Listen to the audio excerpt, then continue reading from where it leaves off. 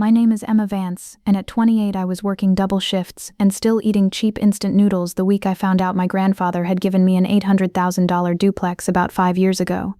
$3,000 a month by the end. I never saw a dollar of it.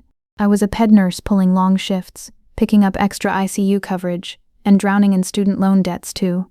And I still counted pennies before paydays. I'd been drowning so quietly for so long that nobody at that table thought I'd ever wake up. So when my grandfather spoke up at our Thanksgiving dinner and asked about the deed he signed, I almost dropped my silver fork. What my sister did with the duplex was bad. What she forged to keep it hidden was a crime. No shouting, no arguments, just the cold, satisfying click of the truth locking into place. Drop a comment and be sure to subscribe. I sat in my rusty 2012 Honda Civic in the cold parking lot of City Children's Hospital. I just finished a 12-hour shift. My back ached, and my feet felt like they were made of heavy lead. Before I even started the car engine, I pulled out my phone and opened my bank app. The screen glowed in the dark car. It showed my student loan balance, $61,450. I closed my eyes and let out a long, shaky breath. That number was always there. It followed me like a dark cloud. I was 28 years old, working day and night as a nurse, but I was drowning in debt. Every paycheck felt like a tiny drop of water in a huge empty bucket. Today was Thanksgiving Day, November 27th, 2025. I was supposed to be happy. I was supposed to feel thankful. But mostly, I just felt tired. I put the car in gear and started the drive to my mother's house in the nice part of the suburbs. The drive took 40 minutes. With every mile, my stomach tied into tighter knots. Going home was never easy. In our family, everything had to look perfect from the outside, but inside it was a completely different story. When I finally turned onto Mom's street, I saw it right away. Parked in the driveway was a shiny, brand-new white Lexus SUV. It belonged to my older sister, Chloe. Chloe was 31 years old. In our family, she was the golden child. She could do no wrong. Growing up, if Chloe got a B on a test, Mom and Dad took us out to a fancy dinner to celebrate her hard work. If I got an A, Mom would just nod and say, "That is what you are supposed to do, Emma." When it was time for college, Mom and Dad paid for Chloe's expensive business degree in full. They said she was a smart investment, but when I wanted to go to nursing school to help sick kids, Mom shook her head. "We do not have the money for that, Emma. You will just be wiping noses all day anyway. You will have to take out loans." So, I did. I took out the loans, and now I was stuck with them. I parked my old car on the street, behind a pile of dead autumn leaves. I grabbed the store-bought apple pie I had rushed to buy, and walked up to the front door. Before I even knocked, Mom opened the door. The house smelled amazing, like roasted turkey, sweet potatoes, and expensive vanilla candles. Mom looked perfect, as always. Her hair was perfectly styled, and she wore a neat dark red dress. She looked at me, and her smile dropped just a little bit. Her eyes scanned my plain gray sweater and my old black pants. "Emma," she said, letting out a soft sigh. "You wore that? It is Thanksgiving. We have guests coming later." "Hi, Mom," I said quietly. I held out the pie. I just got off a 12-hour shift at the hospital. I did not have time to go home and change. Mom took the pie and looked at the plastic box. "Oh, store-bought. Well, I suppose I can put it on a nice plate so no one knows." She turned and walked into the kitchen. "Come inside and shut the door. You are letting the cold air in." I walked into the living room. The heat of the house wrapped around me, but I still felt cold inside. This was my role in the family. I was the punching bag. I was the one who was never quite good enough. And I had learned a long time ago that it was easier to just stay quiet. If I argued, I was the crazy one. If I defended myself, I was ruining the family peace. So, I wore a mask of silence. Chloe was sitting on the big, soft leather couch. She held a glass of expensive red wine in one hand. She wore a beautiful silk blouse and gold necklaces that caught the light from the fireplace. "Hey, little sister," Chloe said. She did not get up. "You look exhausted. You really need to take better care of your skin. The hospital air is aging you." I forced a small smile. "Hi, Chloe. Good to see you too. Nice car outside." Chloe laughed and took a sip of her wine. "Thanks. I just bought it last week. Honestly, I needed a reward. My life has been so stressful lately. Being a freelance property consultant is draining. I work so hard, Emma. You have no idea." Mom walked into the room, wiping her hands on a clean towel. She looked at Chloe with absolute pride in her eyes. "Your sister works incredibly hard, Emma. She is so smart with her money. You should really ask her for advice. Maybe you could finally pay off that awful debt of yours." I looked down at the carpet. I bit the inside of my cheek hard to stop myself from saying something mean. She does not work hard, I thought. She sits at coffee shops and posts pictures on the internet, but I did not say it out loud. "I am trying, Mom," I said softly. "The hospital pays okay, but the interest on the loans is very high." "Well, no one forced you to take them," Mom said quickly. She turned back to Chloe, her voice turning sweet again. "Do you need a refill on your wine, honey?" "Yes, please, Mom," Chloe said, holding out her glass. I walked past them and looked toward the corner of the room. Sitting in his favorite brown armchair was my grandpa Arthur. He was 82 years old. He wore a thick sweater, and his hands were resting on his walking cane. Grandpa had built a good life for himself working in construction. He owned a few properties around town, but he had been slowing down a lot in the last few years. His memory was not as sharp as it used to be, but his eyes were still bright. I walked over and sat on the floor next to his chair. "Hi, Grandpa," I whispered. He slowly turned his head and looked at me. A real, warm smile spread across his wrinkled face. He reached out with his rough hand and patted my shoulder. "Emma," he said, his voice a little scratchy. "My favorite nurse. How are the kids at the hospital?" "They are doing okay, Grandpa. Some of them got to go home for the holiday today." "That is good," he nodded slowly. "You look tired, kid. Are they working you too hard?" "Just a little bit," I admitted. With Grandpa, I did not have to wear the mask. He was the only one in this house who actually saw me. Suddenly, Chloe's loud voice cut across the room. She was talking on her phone now, pacing near the window. "I do not care what their excuse is," Chloe yelled into the phone, trying to sound very important and busy. "They need to pay the rent by tomorrow. These tenants are driving me crazy. Absolute nightmares." Grandpa frowned, his bushy eyebrows pulling together. He leaned forward a little, looking confused as he watched Chloe pace back and forth. "Tenants?" Grandpa mumbled softly to himself. "What is she talking about?" Mom walked back in with the wine. "All right, everyone. Dinner is ready. Let's move to the dining table." I helped Grandpa stand up. I did not know it yet, but the fake peace in our family was about to end forever. We were about to sit down at that dinner table, and everything I thought I knew about my sister, my family, and my own life was going to break into a million pieces. We all sat down at the heavy wooden dining table. The food looked like a picture from a magazine. Steam rose from the hot gravy, and the room smelled like cinnamon and roasted turkey. But sitting there felt like sitting in a freezing room. Mom sat at the head of the table. Chloe sat on her right side, and I sat on her left, next to Grandpa. For the first 20 minutes, the only sounds were the clinking of silverware on plates and Mom asking Chloe about her new Lexus. I ate my turkey quietly. I was too tired to talk, and I knew nobody wanted to hear about my long shift at the hospital anyway. Then Chloe let out a loud, dramatic sigh. She put her wine glass down hard on the table.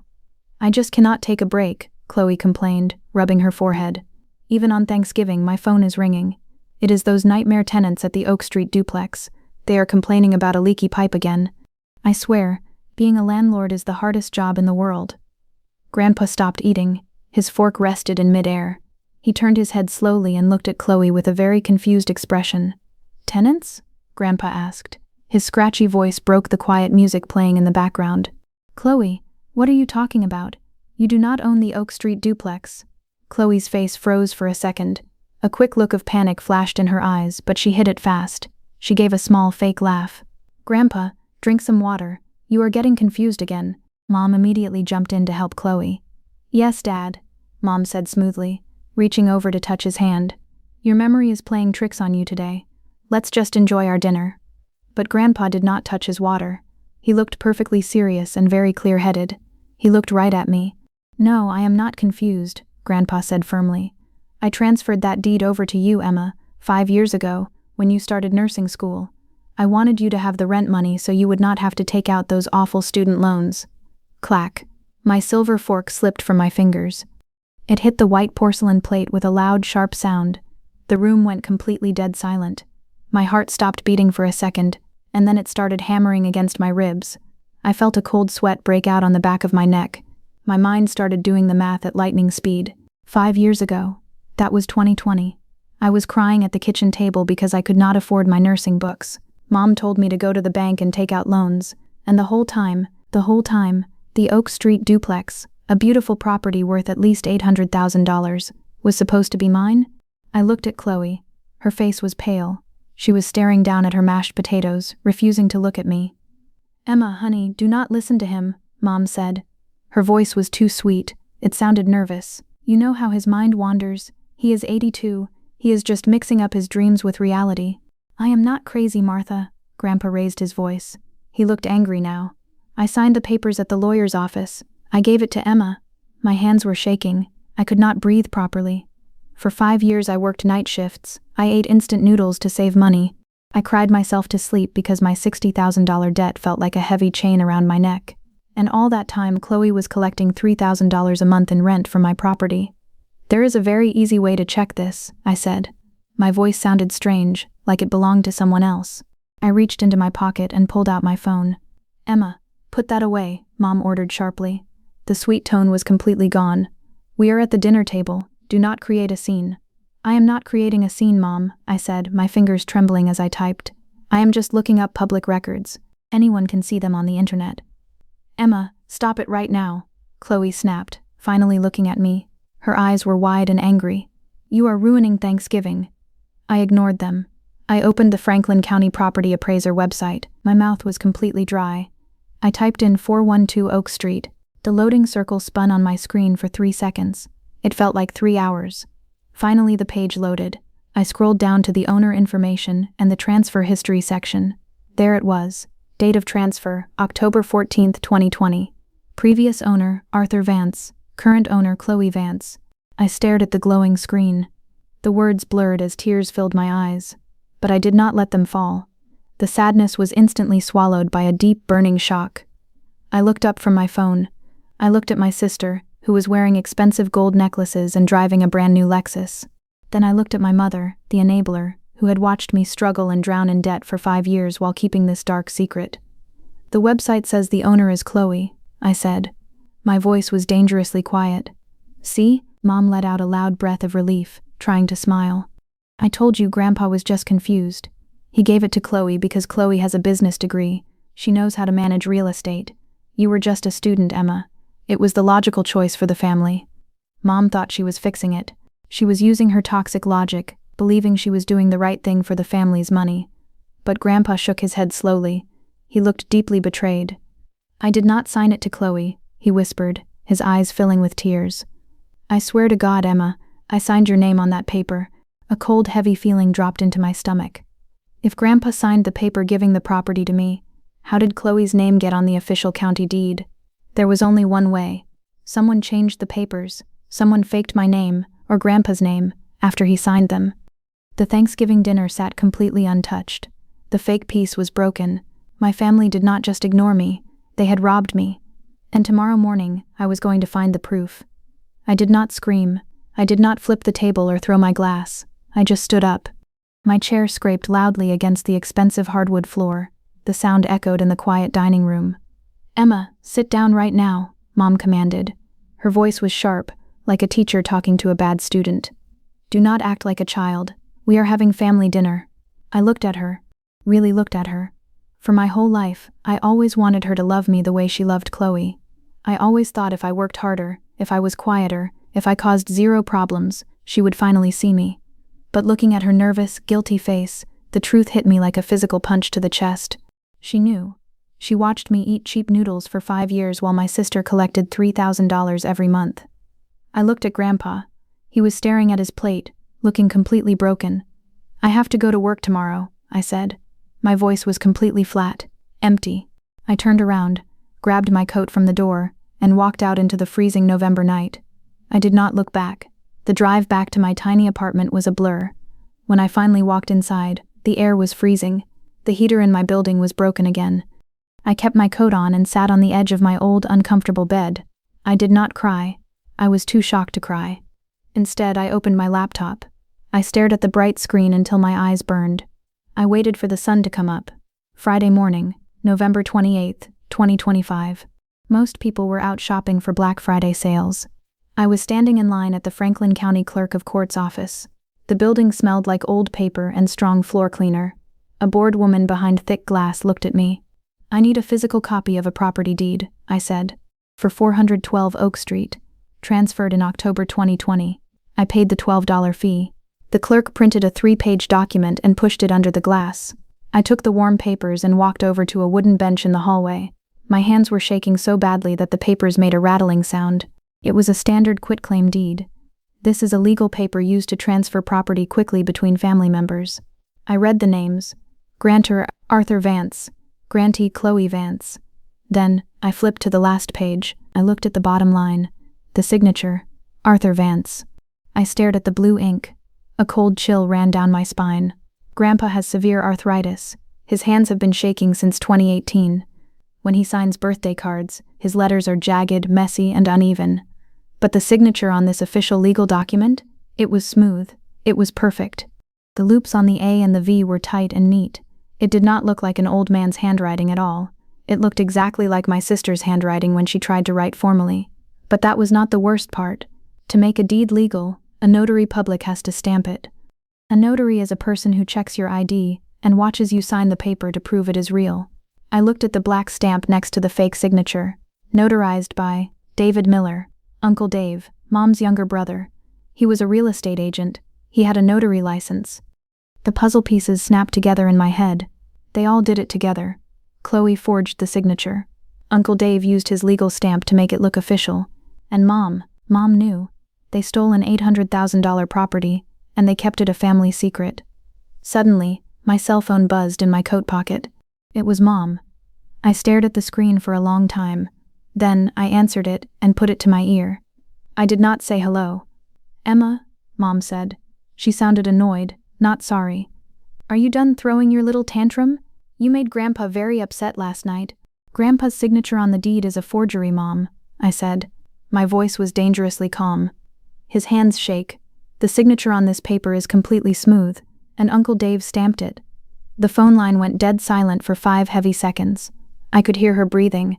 When she finally spoke, her tone completely changed. It was soft, manipulative, and dripping with fake care. "Emma, listen to me," she said smoothly. "Keep your voice down. Do not use scary words like forgery. You were 23 years old back then. You did not know anything about property taxes or maintenance. Chloe has a business degree. We made a family decision to protect the asset. You protected the asset." My voice finally cracked. The pain bubbled up. "I have $60,000 in debt, Mom. I work night shifts. I am exhausted every single day. And Chloe just bought a Lexus with my money." "Money changes people, Emma," Mom said quickly, twisting the truth to make herself the hero. "We did not want free money to ruin your work ethic. Look at you now. You have a good, honest job. Chloe has a lot of expenses for her lifestyle and her brand. She needed the startup money more than you did. Don't be selfish, Emma. We are a family. Don't be selfish." Those 3 words echoed in my ear. For my entire life, those words were used to keep me quiet. But sitting on that hard wooden bench in the county office, something inside my chest finally snapped. The hope that my family would ever love me died completely. The scared, passive little sister died with it. "You are right, Mom," I whispered. My tears dried up. My voice turned to pure ice. "We are family." I hung up the phone. I didn't block her number. I didn't scream. I carefully folded the forged deed and put it inside my bag. A felony charge. That is what this was. They thought because I was quiet, I was stupid. They thought I would just cry and let them get away with it to keep the peace. They were wrong. The crying was over. Now, it was time to build my case. On Saturday, November 29, 2025, I went back to work at City Children's Hospital. The white hallways smelled strongly of bleach and plastic toys. The constant beep beep beep of the heart monitors filled the air. Usually this sound made me feel alert. Today, it just felt like a ticking clock reminding me of what my family had done. I kept the folded copy of the forged deed inside my locker in the staff break room, tucked under my stethoscope. Every time I opened the locker door, my eyes went straight to that paper. It was proof of a felony.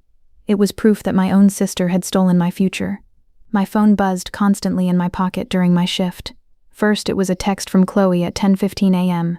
"Emma, stop being dramatic. Mom told me what you said. You are completely misreading the situation. We need to talk like adults. Come over after your shift." I didn't reply. I slipped the phone back into my scrub pockets. Then, a voicemail from Mom at 2:30 p.m. "Emma, your Uncle Dave is very upset. You are throwing around words that can ruin people's careers. We did everything to keep this family stable. If you cause trouble, it will kill your grandfather. Do you want that on your conscience?" I stood in the clean utility room, holding a stack of fresh blankets, and listened to her voice. It was classic gaslighting. Gaslighting is when someone tries to make you doubt your own reality or feel guilty for pointing out the truth. For years it worked on me. But today, hearing her try to blame me for Grandpa's health made something inside me turn completely cold. The warmth of trying to please them was gone. I felt nothing but a hard, solid wall. "Emma, are you okay?" I jumped a little. I turned around and saw Sarah standing in the doorway. Sarah was 54 years old and the head charge nurse of the pediatric wing. She had sharp gray eyes but a very kind mouth. She had seen me cry over my student loan bills in the break room more than once. "I'm fine," I said automatically, trying to smooth down my scrubs. "Just a long day." Sarah walked into the room and closed the door behind her. She looked at my hands. I didn't realize it, but I was gripping the blanket so hard my knuckles were completely white. "You look like a ghost, Emma," Sarah said softly. Her voice didn't have the fake sweetness of my mother's voice. It was just real, honest worry. "And you have been staring at the wall for 3 minutes. What is going on? Is it the debt again?" I looked at Sarah. My throat felt tight. For 5 years I had kept my family's ugly secrets to myself because I was ashamed. I was ashamed that my mother preferred my sister. I was ashamed that I was the family failure. But looking at Sarah, I realized I couldn't do this alone. I was just a nurse. I knew how to calculate medication doses, not fight a legal war. "My sister forged my grandfather's signature," I whispered. The words felt heavy coming out of my mouth. 5 years ago, she stole an $800,000 duplex that my grandfather left for me to pay off my school. My uncle notarized it. My mom knew. Sarah's eyes went wide. She didn't interrupt. She didn't tell me to calm down. She just listened as I told her everything in short, messy sentences. The dropped fork at Thanksgiving, the public property records, the smooth signature on the deed. When I finished, Sarah leaned against the counter and took a deep breath. "That is elder financial abuse," Sarah said firmly. Her voice was steady and angry on my behalf. "And it is a major crime. Emma, you cannot handle this within your family. They will twist it, they will lie, and they will make you feel like the bad guy." "I know," I said, a tear finally slipping down my cheek. "But a lawyer costs money. I have $12 in my checking account until next Friday. My credit cards are maxed out because of my tuition loans. I can't afford to fight them." Sarah reached into her pocket and pulled out a small notepad. She scribbled a name and a phone number on it. "My nephew Marcus is a legal clerk at Keller & Associates downtown," Sarah said, pressing the paper into my hand. "They handle real estate litigation and estate fraud. Let me call him. He can get you a free initial consultation with one of their lawyers. But Emma, it's going to be a long fight. Are you ready for what happens when the police get involved?" I looked down at the paper. Marcus Keller, Keller & Associates. This was the start of my chosen family. People who didn't share my blood, but actually protected me. "I have been drowning for 5 years, Sarah," I said, my voice finally becoming strong.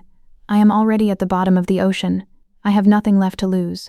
To pay for any future legal fees, I went to the computer terminal in the nurses' station that evening. I opened the scheduling portal. I signed up for every single available overtime shift for the month of December. Double shifts on weekends, holiday pay for Christmas Eve, and night coverage in the intensive care unit. My life became a brutal cycle. 12 hours at the hospital, 4 hours of sleep, a cup of bitter black coffee, and then back to the hospital. My feet bled through my thick socks. My eyes had dark circles under them.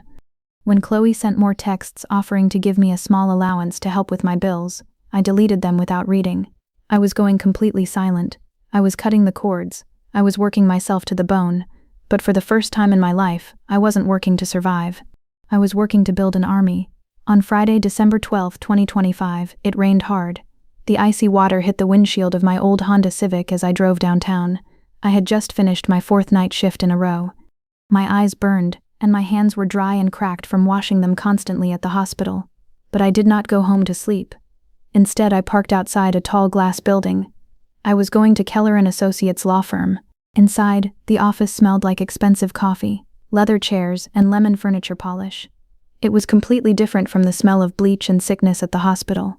I felt very out of place in my cheap winter coat, but I kept my head high. Sarah's nephew Marcus was waiting for me. He was a young paralegal with kind eyes and a neat suit. He led me into a large conference room with a huge wooden table. Sitting at the end of the table was Mr. Thomas Harrison. He was a senior attorney with gray hair and glasses resting on his nose. I sat down and pulled the folded copy of the forged deed from my bag. I slid it across the smooth table. Mr. Harrison picked it up.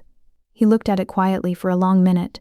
The room was so silent I could hear the rain hitting the big glass windows. "Marcus told me your story, Emma," Mr. Harrison said.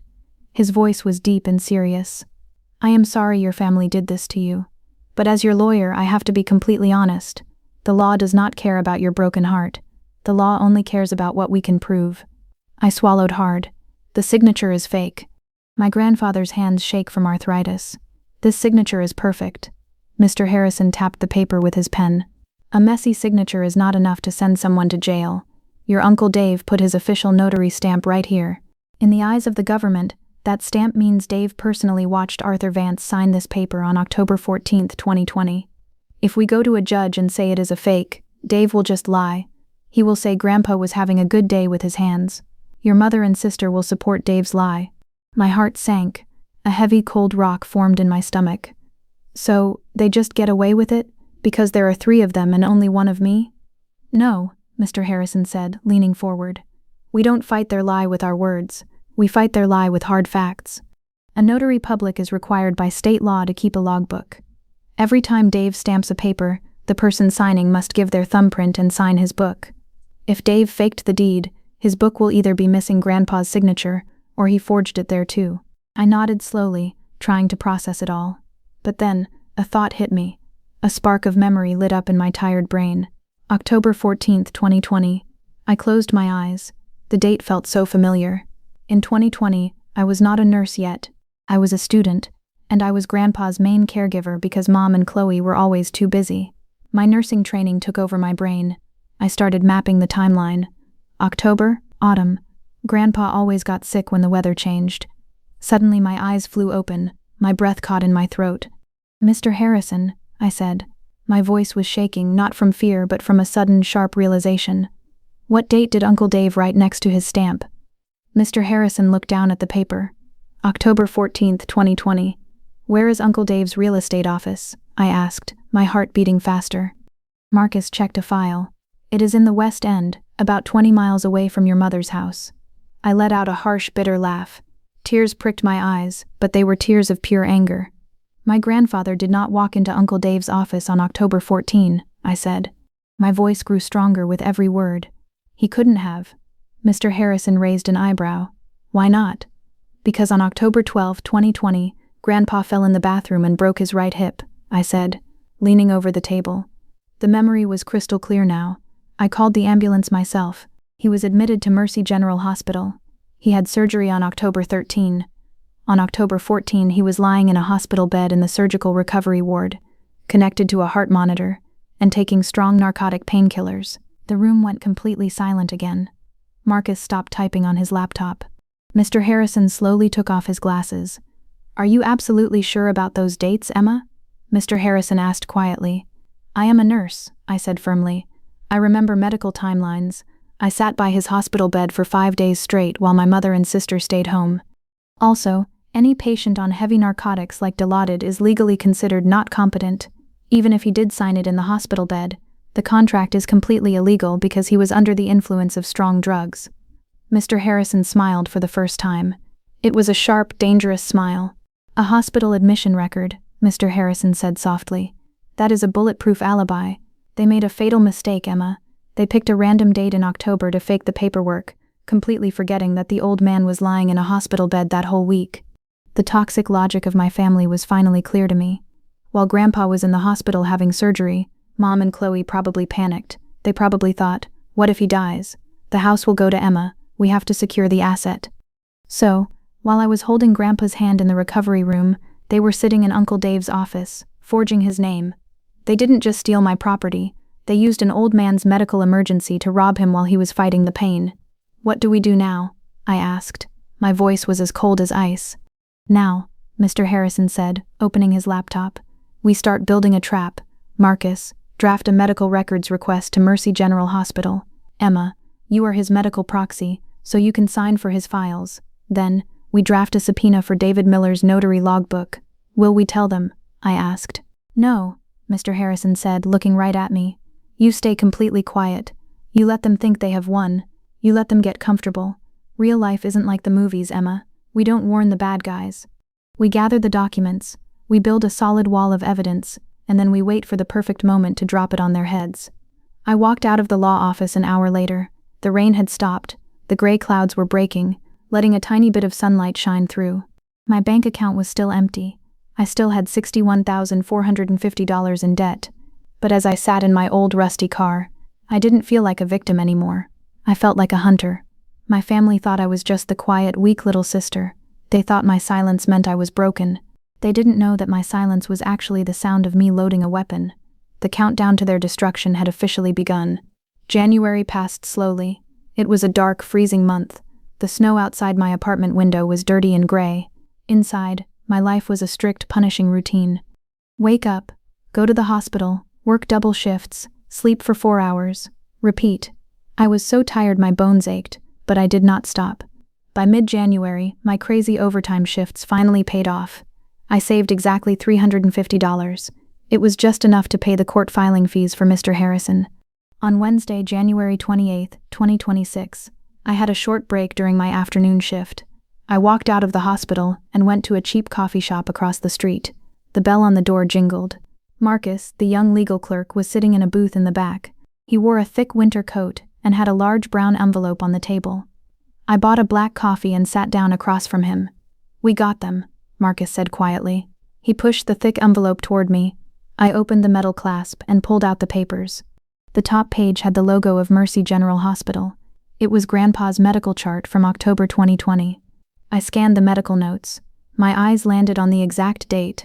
October 14th, 2020, 10 a.m., patient, Arthur Vance. Status, post-surgery recovery, day 2. Patient is bedbound. Cannot walk or sit up without help. Medications given, 4 mg dilaudid, injected into IV line. Doctor's note, patient is confused and sleepy due to medication. I ran my finger over the black ink. This was it, the ultimate proof. While Uncle Dave's notary stamp claimed Grandpa was sitting in a real estate office signing legal papers, Grandpa was actually trapped in a hospital bed, heavily drugged and unable to even sit up. "Mr. Harrison filed the secret subpoena for your Uncle Dave's notary logbook yesterday," Marcus whispered, taking a sip of his tea. "A subpoena is a legal order from a judge. Dave has to give his 2020 book to the court in exactly 30 days. If he says he lost it, he loses his real estate license forever. If he hands it in, we can prove he faked the entry." "Will he know I am the one who asked for it?" I asked. My heart beat a little faster. "Not yet," Marcus smiled. "The paper just says it is a county audit. But a guilty person will always get paranoid. They will start sweating. Just act completely normal, Emma."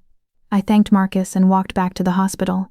The freezing wind hit my face, but I felt strangely warm inside. The trap was set. When my shift ended at 8 p.m., I walked out to the dark parking lot. The yellow streetlights flickered above the rows of cars. As I got close to my rusty Honda Civic, a dark shadow stepped out from behind a large van.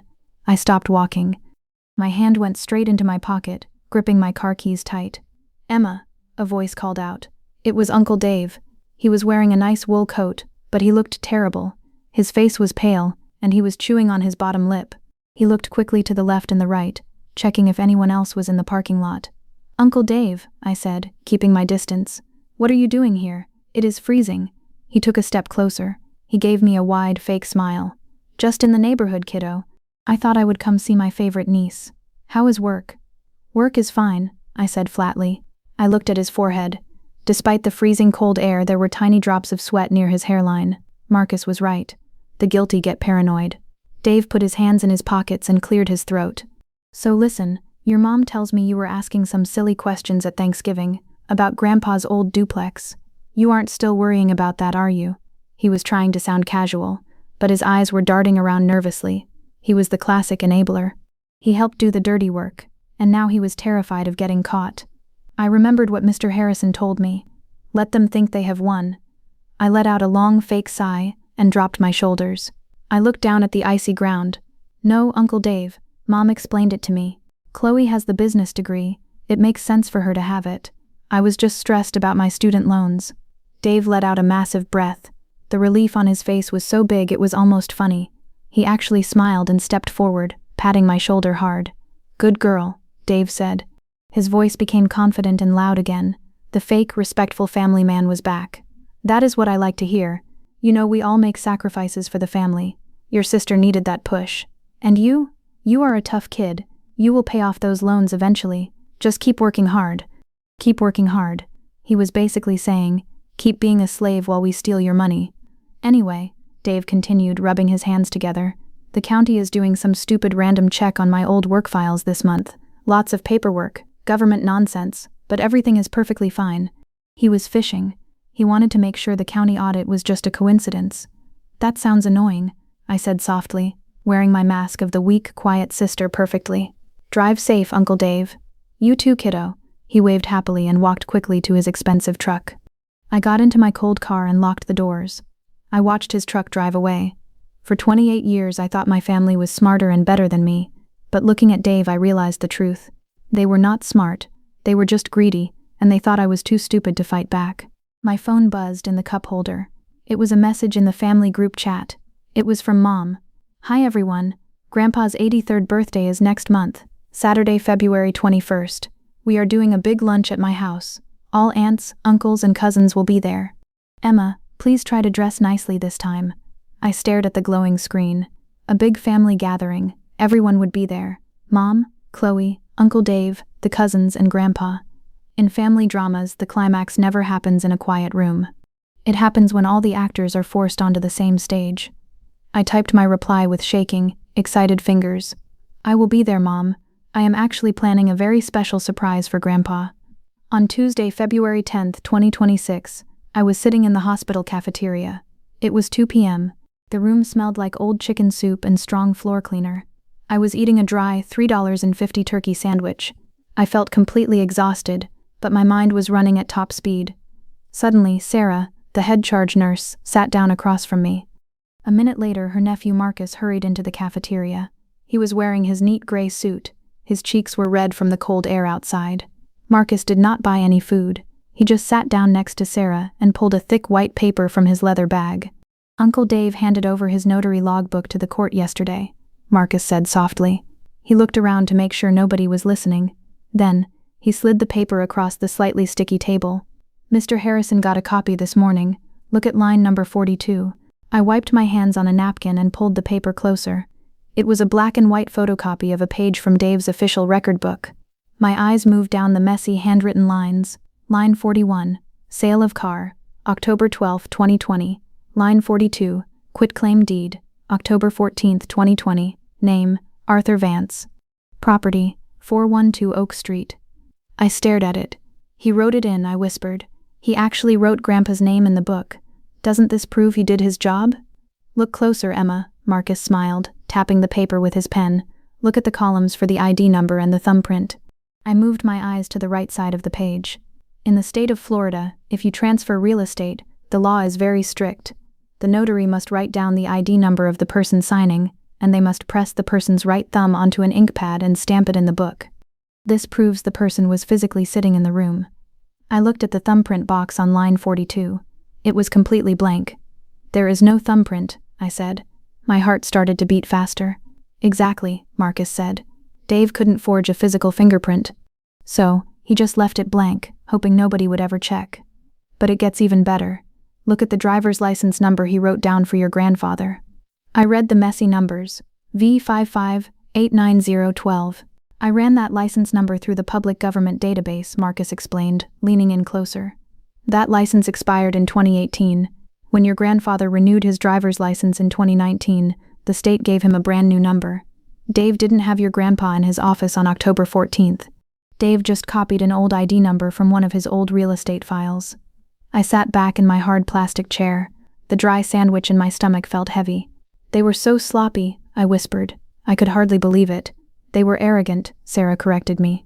Her voice was firm but gentle. Arrogant people always leave a messy trail. They thought you were just a quiet little nurse who would never ask a lawyer to look into it. They thought their secret was completely safe. I looked at Sarah, and then at Marcus. They were not my blood relatives. They did not owe me anything. But here they were, spending their free time helping me trap the people who ruined my life. Sarah reached across the table and held my hands. Her hands were warm and strong. You are not alone in this, Emma, Sarah said softly. You are smart, you are brave, and you are going to win. Tears filled my eyes, but they did not fall. For my entire life, I waited for my mother to say those exact words to me. You are smart, you are brave. She never did. She gave all her praise to Chloe. At that exact moment, sitting in a cheap hospital cafeteria, my heart finally let go of my toxic family. DNA and blood did not make a family. Loyalty, respect, and truth made a family. Sarah and Marcus were my chosen family now. On Wednesday, February 18, 2026, I had a rare day off. I did not sleep in. I drove straight to a FedEx copy shop downtown. I paid $20 to print 10 thick packets of paper.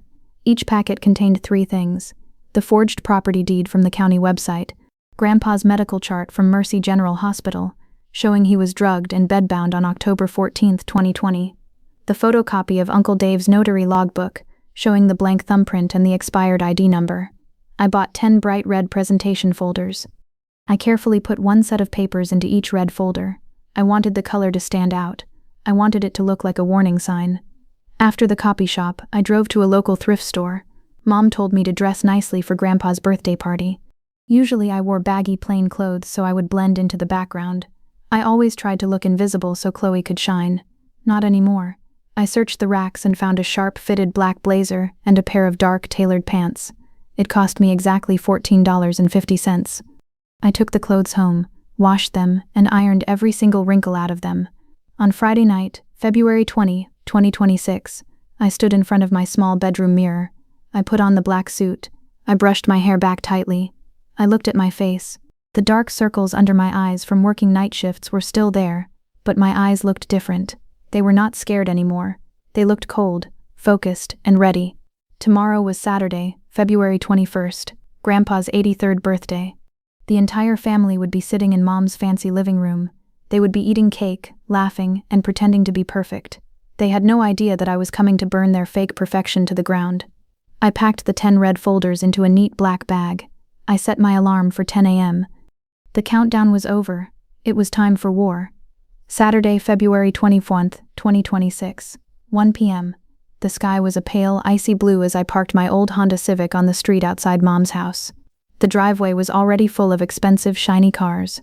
I saw Chloe's white Lexus and Uncle Dave's big black truck. I sat in my car for a minute. I looked at myself in the rearview mirror. I was wearing my $14 thrift store black suit. My hair was tied back tight. I did not look like the sad, tired nurse who always apologized for everything. I looked like a completely different person. My black bag sat on the passenger seat. Inside were the 10 bright red folders. They felt as heavy as bricks. I took a deep breath, grabbed the bag, and walked up the front steps. When I rang the doorbell, I could hear loud, happy voices and soft jazz music playing inside. Mom opened the door. She was wearing an expensive dark blue dress, and she held a crystal glass of champagne. She looked at me and froze. Her eyes went up and down, taking in my sharp black blazer and neat pants. For a second, she looked confused. She was so used to seeing me in baggy sweaters and tired scrubs. "Emma," she said, blinking. You actually dressed up, but black? You look like you are going to a funeral or a court hearing." "Hi, Mom," I said smoothly. My voice was calm and flat. "You told me to dress nicely. I just wanted to show the right amount of respect for the family." She gave me a fake smile that did not reach her eyes. "Well, come in. Everyone is in the living room." I walked inside. The house smelled like roasted meat, expensive perfume, and fresh flowers. There were about 15 people in the large living room. Aunts, uncles, and cousins were standing in small groups, laughing and eating tiny sandwiches from silver trays.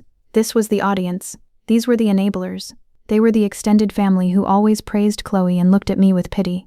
As I walked into the room, Aunt Clara waved at me. "Emma, sweetie, look at you, still working those awful night shifts at the hospital." "Yes, Aunt Clara," I said politely. "Such a shame," she sighed loudly, making sure others could hear. "But I suppose it pays the bills. You know, Chloe just told us she might buy a second rental property this summer. She has such a great mind for business, just like your father had." I looked across the room. Chloe was standing near the fireplace, holding a glass of wine. She was wearing a beautiful green silk dress. She was talking to Cousin Josh and Uncle Dave. "It is all about hard work, Josh," Chloe was saying loudly. She tossed her hair back and laughed. "Being a property manager is a 24/7 job. The tenants complain, the pipes break. It is exhausting, but I pushed through. You have to be smart to survive in real estate." I watched her face. She truly believed it. She wasn't just lying to the family, She was lying to herself. She actually believed she was a hard-working businesswoman. She completely deleted the fact that she stole the property from her younger sister. Real-life villains never think they are evil, they think they are the heroes of their own story. Uncle Dave saw me looking at them. He stopped laughing. He quickly wiped his hands on his pants and walked over to me. His face looked a little shiny, even though the room was cool. "Hey there, Emma," Dave said loudly, patting my arm a little too hard. "Good to see you. How are things? Any more county audits or anything?" He was testing the water. He was scared. I looked right into his eyes. I did not smile. "Everything is perfectly fine, Uncle Dave. The truth always comes out eventually, right?" Dave swallowed hard.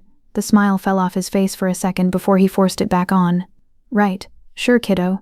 He quickly walked away toward the kitchen to get another drink. I walked over to the corner of the room. Grandpa Arthur was sitting in his favorite brown armchair. He looked older today. He was wearing a nice sweater, but his hands were shaking as he held a cup of tea. I put my heavy black bag on the floor and kneeled next to his chair. "Happy 83rd birthday, Grandpa," I said softly. He looked down at me, and his tired eyes lit up. A real, warm smile appeared on his face. "Emma, you made it. You look beautiful today, kid. Very professional." "Thank you, Grandpa," I said. "I have a special gift for you today, but you have to wait just a little bit longer." "A gift?" He chuckled softly. "You didn't have to spend your money on me, Emma. I know things are tight for you."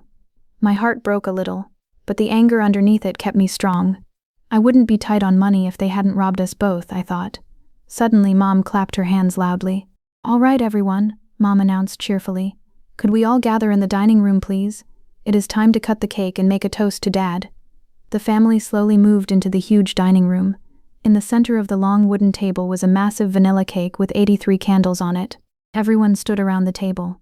Mom stood at the head of the table, and she pulled Chloe next to her. Grandpa was wheeled to the other end. I stood right in the middle, facing Mom and Chloe. My black bag was resting against my leg. Mom raised her glass of champagne. The room went quiet. "We are all here today to celebrate my wonderful father," Mom began, her voice dripping with emotion. "Family is the most important thing in the world. We stick together through hard times, and we support each other. I am so proud of the family we have built." She turned and smiled proudly at Chloe. "And I know Dad is especially proud of Chloe," Mom continued. "She has become such a successful, independent woman. She took the opportunities given to her and turned them into a beautiful life. She is the perfect example of our family's values: honesty, hard work, and loyalty." Everyone in the room smiled and clapped softly. Aunt Clara wiped a fake tear from her eye. Chloe blushed and looked down, playing the part of the humble, perfect daughter. "Thank you, Mom," Chloe said, raising her glass. "I just want to say, everything I do to make this family proud. We have to protect our assets, and we have to protect each other." They all raised their glasses. To Arthur, to family. I did not raise my hands. I just stood there in my black suit, watching the disgusting fake play happening right in front of me. As the clapping died down, the room became quiet again. People started reaching for the cake knife. "Wait," I said. My voice was not loud, but it was incredibly sharp. It cut through the room like a cold knife. Everyone stopped and looked at me. I slowly bent down and unzipped my black bag. "Mom is right," I said calmly, looking directly into Chloe's eyes. "Family is about honesty. And since we are all here, celebrating Grandpa's legacy and Chloe's amazing real estate business, I thought this would be the perfect time for my gift." I reached into the bag and pulled out the 10 bright red folders. I placed them onto the dining table, right next to the birthday cake, with a heavy thud. Mom frowned. "Emma, what is this? We are cutting the cake now. Put your little nursing papers away." "These are not nursing papers, Mom," I said. My voice was completely steady. My hands were not shaking. I had never felt so powerful in my entire life. I picked up the top red folder and opened it. "This is the true story of how my sister became a successful businesswoman," I announced to the silent room, "and how my family committed a federal crime." The dining room became so quiet that I could hear the large grandfather clock ticking in the hallway.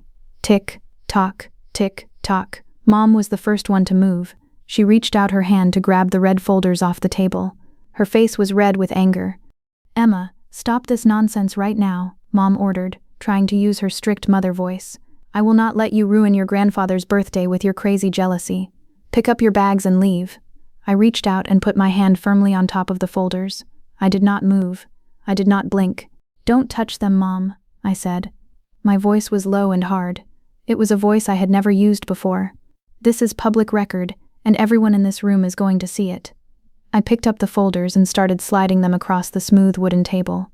I slid one to Aunt Clara. I slid one to Cousin Josh. I slid one over to Grandpa.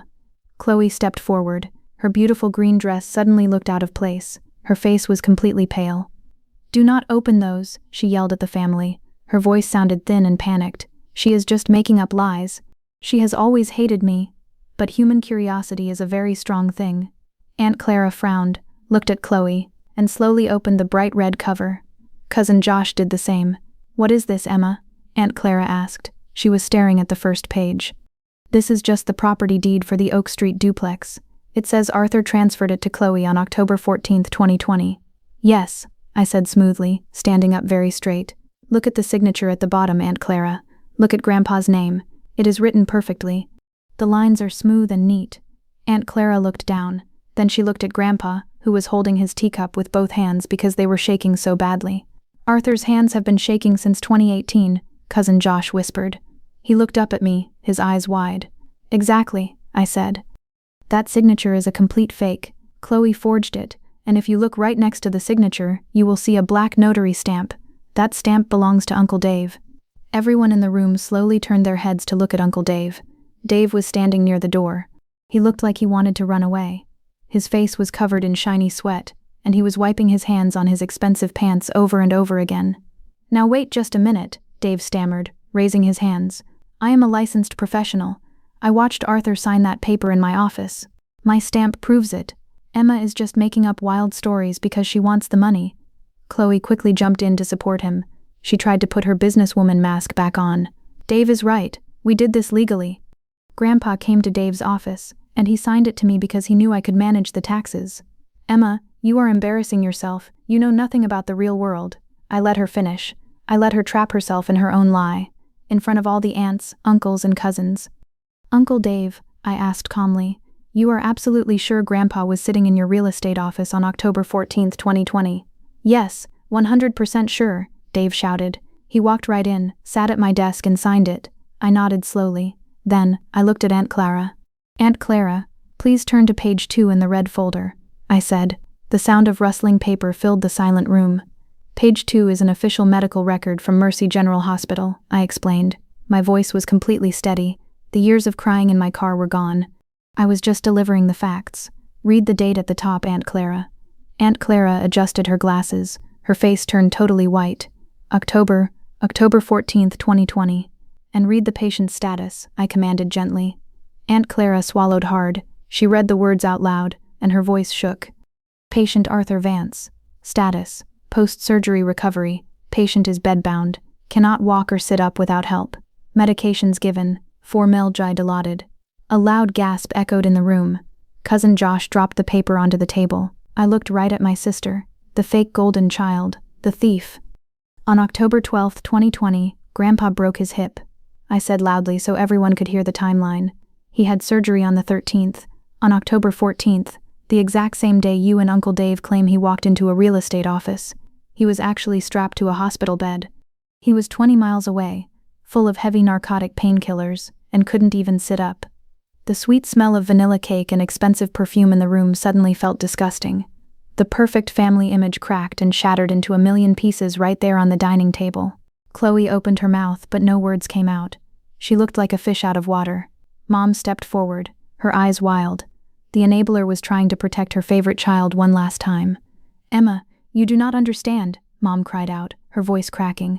"We had to do it. He was in the hospital. We thought he was going to die. If he died, the property would go to you, and you were just a silly student. You would have lost the house to taxes. We had to secure the asset for the family." "For the family?" I repeated. I stepped closer to my mother. "You let me work double shifts at the hospital until my feet bled. You let me drown in $60,000 of student debt. You sat there eating Thanksgiving dinner while I ate cheap instant noodles for 5 years. And you call that protecting the family? It was my property." Chloe suddenly screamed. Her nice mask completely melted away. She wasn't a cool businesswoman anymore. She was just a greedy, angry thief. "I earned it. I managed the repairs. I dealt with the tenants. You just wipe dirty noses all day. You don't deserve an $800,000 house." "It was never your house, Chloe," Grandpa's scratchy voice suddenly cut through the screaming. Everyone turned to him. Grandpa was holding the red folder. Tears were running down his wrinkled cheeks. He looked at Mom, then at Chloe, and finally at Uncle Dave. His eyes were full of absolute heartbreak and disgust. "I signed a paper giving that house to Emma," Grandpa said, his voice shaking with anger. "To pay for her school. You stole from your own sister. You used my broken hip to rob her." "Dad, please." Mom started crying, trying to reach for him. "Do not touch me, Martha," Grandpa snapped, pulling his chair back. The aunts and cousins were staring at Mom and Chloe with pure shock. Aunt Clara actually took a step away from Mom, like Mom had a disease. Uncle Dave was wiping his face with a napkin. He realized the medical record completely destroyed his story, but he still tried to find a way out. He was desperate to save his real estate license. Okay, maybe my dates are mixed up," Dave stuttered, holding his hands up. "Maybe it wasn't the 14th, but I still have my notary logbook. It is a legal government book. It proves I did my job." I slowly smiled. It was not a happy smile. It was the smile of a hunter who just caught the wolf. "I am so glad you mentioned your logbook, Uncle Dave," I said quietly. "Aunt Clara, please turn to the third and final page in the red folder." Aunt Clara slowly turned to the third and final page in the bright red folder. The rustling sound of the thick paper seemed incredibly loud in the dead-silent dining room. "This is a photocopy of a notebook," Cousin Josh said, looking over Aunt Clara's shoulder. His eyebrows were pulled together in confusion. "There is just a list of names and dates." "That is Uncle Dave's official notary logbook," I said. I did not move from my spot at the end of the table. By state law, every time a notary stamps a legal document, they must write down the person's ID number. And more importantly, they must press the person's right thumb onto an ink pad and stamp their physical fingerprint into that book. I pointed a steady finger at Uncle Dave. He looked like he was going to throw up. He was leaning against the wall, his breathing fast and shallow. "Look at line 42, Aunt Clara," I instructed gently. "The line for October 14th, 2020. The day my grandfather supposedly signed the duplex over to my sister." Aunt Clara traced her finger across the black and white photocopy. She stopped at the end of the line. She looked up at me. Her mouth was slightly open. "The thumbprint box, it is completely blank." "Yes," I nodded. "Because Uncle Dave could forge a signature, but he could not forge a human fingerprint. And if you look closely at the driver's license number he wrote down for Grandpa, it is an old license. It expired in 2018. Uncle Dave just copied an old file to make it look real." The heavy silence in the room finally broke. But it wasn't a sad silence. It was the chaotic, ugly sound of toxic people realizing they were caught. Real-life villains do not act brave when they lose. They turn on each other to save themselves. "How did you get this?" Uncle Dave suddenly yelled. His face turned a dark, angry purple. He pushed away from the wall and pointed a shaking finger at me. "That book is in a secure government office. You cannot just take it." "I didn't take it, Uncle Dave," I said smoothly. "My lawyer, Mr. Harrison, filed a legal subpoena. A judge ordered you to hand it over. You thought it was just a random county audit. You gave the court your own fake book. You handed them the evidence of your own felony." Dave's eyes went completely wide. The reality of the law finally hit his arrogant brain. Forging a legal document wasn't just a family secret. It was a serious crime. He could lose his real estate license forever. He could go to actual prison. Panic completely took over his body. He spun around and looked at my mother. "Martha," Dave screamed, his voice cracking with fear. "You told me she would never check. You told me she was too busy washing sick kids at the hospital. You said if I stamped it, the family money would be safe." Mom gasped loudly. She grabbed the edge of the dining table so hard her knuckles turned white. "Dave, shut your mouth right now." "Stop talking. Don't tell me to shut up," Dave yelled back, sweating heavily. "I am not going to jail for your greedy daughter. You planned this. You and Chloe brought the paper to my house." "You idiot," Chloe screamed at Dave. Her beautiful green silk dress did not make her look like a classy businesswoman anymore. She looked like a spoiled, angry child throwing a tantrum. "You were supposed to be the professional. You left the thumbprint blank. You ruined everything." "I ruined it," Dave shouted, stepping toward her. "You are the one who faked the signature while your grandfather was lying in a hospital bed." The extended family, the aunts, the uncles, and the cousins, were backing away from the table. They looked disgusted. For years they had praised Chloe. For years they had listened to Mom brag about her perfect family. Now, the shiny mask was completely ripped off, and they were staring at the ugly, rotten truth underneath. I stood perfectly still and watched them scream at each other. A year ago, this screaming would have made me cry. I would have apologized just to make the yelling stop. I would have taken the blame to keep the family peace. But today, I felt absolutely nothing for them. No fear, no guilt, no sadness. My mother, my sister, and my uncle were not my family. They were just greedy strangers who happened to share my DNA. They manipulated me, they used my grandfather, and they stole my future without losing a single second of sleep. "Emma, please," Mom suddenly said. She turned to me. The strict, controlling mother was gone. Now she was playing the victim. She started to cry, real tears rolling down her cheeks. She walked toward me with her hands out. "Emma, honey, we can fix this. We can sell the duplex. We can give you all the money. Just call your lawyer. Tell him it was a misunderstanding. Please. We are your family." She was still trying to gaslight me. She still thought she could buy my silence. I looked at her crying face. Then, I looked past her, right at Grandpa. He was watching me with wet, sad eyes, but he gave me a tiny, firm nod. He was proud of me. I looked back at my mother. "It is too late for money, Mom," I said. My voice was completely hollow. "I gave the red folders to you today so you would finally know that I am not stupid. But my lawyer gave the real folders to the district attorney's office yesterday morning." Chloe stopped screaming at Dave. She froze completely. The district attorney?" she whispered. "Yes," I said, picking up my empty black bag. "This isn't a family dispute anymore, Chloe. This is elder financial abuse and real estate fraud. The police are already reviewing the medical records and the forged deed." "No," Chloe shrieked, dropping to her knees on the expensive rug. "My business, my car. Emma, you can't do this to me. I am your sister." "A sister wouldn't let me drown," I said quietly. I turned around and walked toward the front door. Behind me, the screams and cries of my toxic family echoed through the beautiful fake house. The birthday cake sat untouched on the table. The perfect family was destroyed.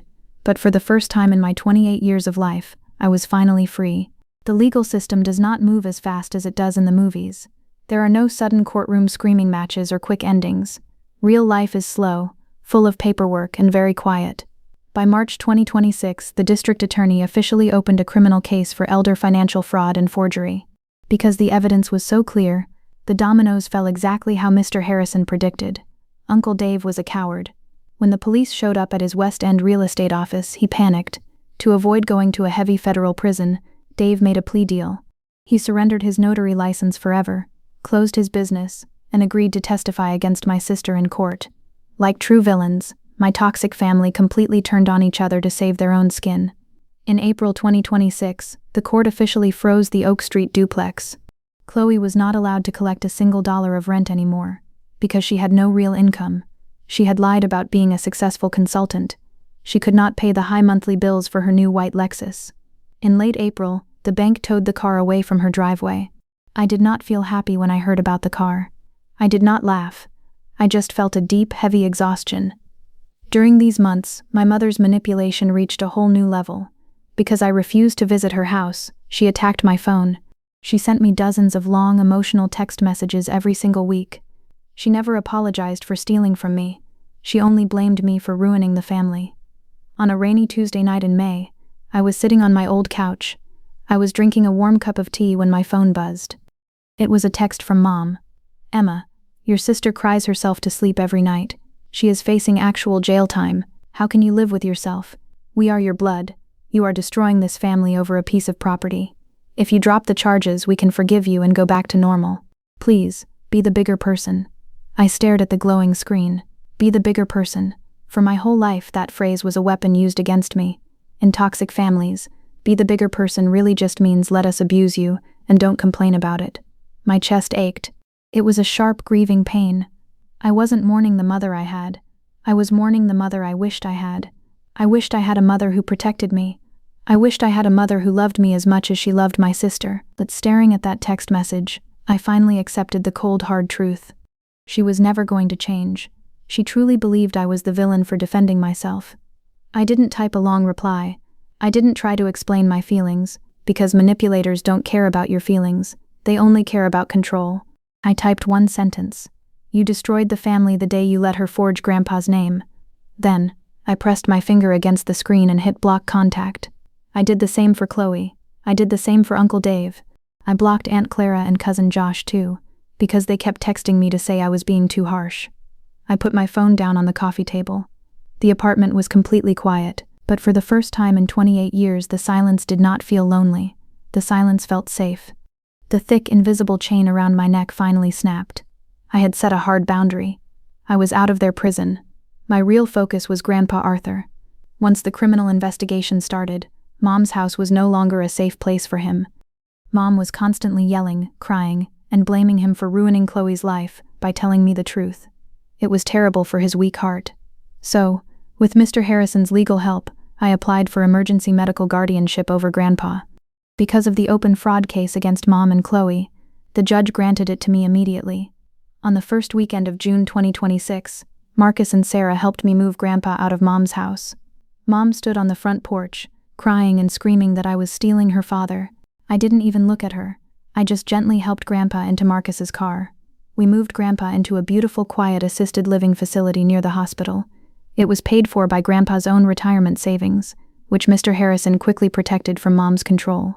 The facility smelled like fresh lavender, not fake perfume. Grandpa had a big window looking out at a green garden. When we finally got him settled into his new bed, I tucked the warm blanket around his shoulders. He reached out his shaky, wrinkled hand and held my fingers. "I am sorry, Emma," Grandpa whispered. His eyes were wet. "I am sorry I didn't protect you from them. I thought giving you the deed would be enough. I didn't know they would do something so evil." "It's okay, Grandpa," I said softly, squeezing his hand. "You did protect me. You gave me the truth, and the truth set us both free." He smiled, closed his eyes, and finally fell into a peaceful sleep, far away from the screaming and the lies. That evening, I did not eat instant noodles alone in my cold apartment. Instead, Sarah invited me over to her house for dinner. Sarah's house was small, messy, and full of life. Marcus was there, laughing and helping Sarah cook spaghetti in the cramped kitchen. The smell of garlic and tomatoes filled the air. There were no expensive silk dresses. There were no fancy wine glasses or crystal plates. There was just real, honest warmth. I sat at the small kitchen table and watched them. My bank account was still low. I still had my heavy $61,450 student debt, because the court case was still ongoing. The property was not officially mine yet. The legal fight was far from over.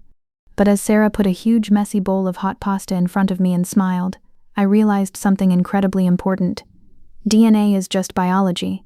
Blood simply means you were born in the same room. But loyalty, respect, and unconditional care, that is what makes a family.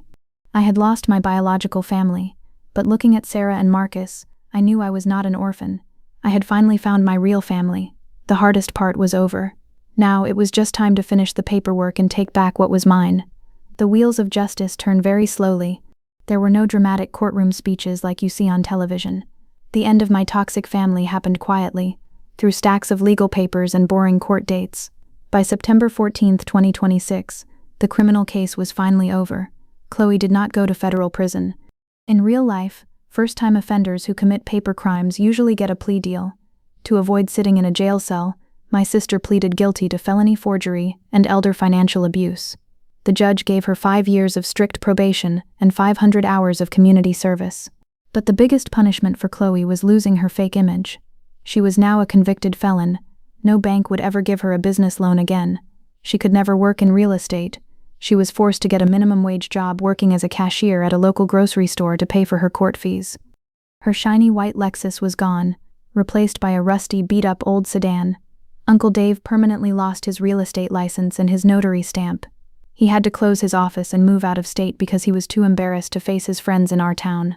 As for the Oak Street duplex, the judge completely canceled the fake deed from 2020. The property was legally returned to Grandpa Arthur. The very next day, Grandpa signed a new, completely legal deed in Mr. Harrison's office. He pressed his thumbprint onto the ink pad with a big, proud smile. The $800,000 property was finally mine. But I didn't want to be a landlord. The duplex held too many ugly memories of my sister's lies. So, I decided to sell it. On Friday, October 20, 2026, I sold the duplex to a nice young family for $815,000. After paying Mr. Harrison his legal fees and covering the closing taxes, I had a little over $700,000 sitting in my checking account. I didn't buy a fancy sports car. I didn't buy expensive gold necklaces to show off. Instead, I sat in the quiet, bleach-scented break room at City Children's Hospital. I took out my phone and opened my student loan app.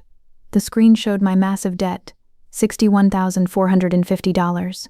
My hands shook slightly as I typed in my bank routing number. I clicked the button that said Pay Full Balance. The screen loaded for 3 seconds. Then, a green checkmark appeared. Current balance, $0.0. I stared at the screen. I did not scream or jump up and down. I just put my head down on the break room table and cried. They were not sad tears. They were the tears of a prisoner who had just walked out of a heavy dark cage. The chains were gone. I could finally breathe. 2 weeks later, I received a handwritten letter in the mail. The return address belonged to my mother. I sat on my couch and carefully opened the envelope. I knew she had not changed, but I wanted to see her final attempt at manipulation. The letter was written in her neat, perfect handwriting. Emma, I hope you are happy with what you have done. Chloe is working at a dirty grocery store, and she cries every single day. Her life is completely ruined. Your Uncle Dave had to move away. You broke this family into pieces over money. A good daughter would have protected her sister. I will never understand how you became so cold. But I am still your mother. My door is open if you ever decide to apologize and fix what you broke. Mom. I read the letter twice. A year ago, these words would have destroyed me. I would have felt guilty. I would have wondered if I really was a bad person. But today, I just felt pity for her. She still believed she was the hero. She still refused to take any responsibility for watching my sister steal from an old man and a struggling nurse. Real-life villains rarely admit they are wrong. They just blame you for exposing them. I didn't write a reply. I didn't send an angry text. I just calmly ripped the letter in half, walked over to the kitchen and dropped it into the trash can. That was my final boundary. I was done explaining myself to people who only wanted to misunderstand me. November 26, 2026, Thanksgiving Day. Exactly 1 year since the dropped fork that changed my life. I was not sitting in my rusty Honda Civic dreading the drive to my mother's house. I had sold that old car. I was standing in the bright, warm kitchen of my brand new townhome. I used a chunk of the house money to buy it in full. It was small, cozy, and completely mine. The house smelled like roasted turkey, fresh bread, and cinnamon. I carried a big, beautiful store-bought apple pie into the dining room. Sitting at the table was Grandpa Arthur. He looked much healthier now. The stress was gone from his face, and he was laughing out loud. Sitting next to him were Sarah and Marcus. Sarah was telling a funny story about the hospital, and Marcus was pouring fresh apple cider into our glasses. I sat down at the head of the table. I looked around at the 3 smiling faces. There were no tense whispers. There were no fake compliments. Nobody was wearing a mask. All right, Grandpa said, raising his glass with a steady hand. Let's make a toast. He looked at Sarah and Marcus, and then his warm, bright eyes landed on me. To Emma, Grandpa said softly, the strongest, bravest nurse I know, and to family, the real kind. None. To family, Sarah and Marcus echoed, raising their glasses. I smiled, a real, deep smile that reached all the way to my tired eyes. I raised my glass and gently clinked it against theirs. My mother used to say that blood is thicker than water. She used it as an excuse to force me to accept abuse. But I learned the hardest lesson of all. DNA is just basic biology. Sharing blood with someone does not automatically make them your family. True family is about who stands beside you when you are drowning. It is about loyalty, honesty, and protecting each other in the dark. I had lost my biological mother and sister, but as I looked around my warm, happy dining table, I knew the absolute truth. I was not alone. For the first time in my life, I was exactly where I belonged.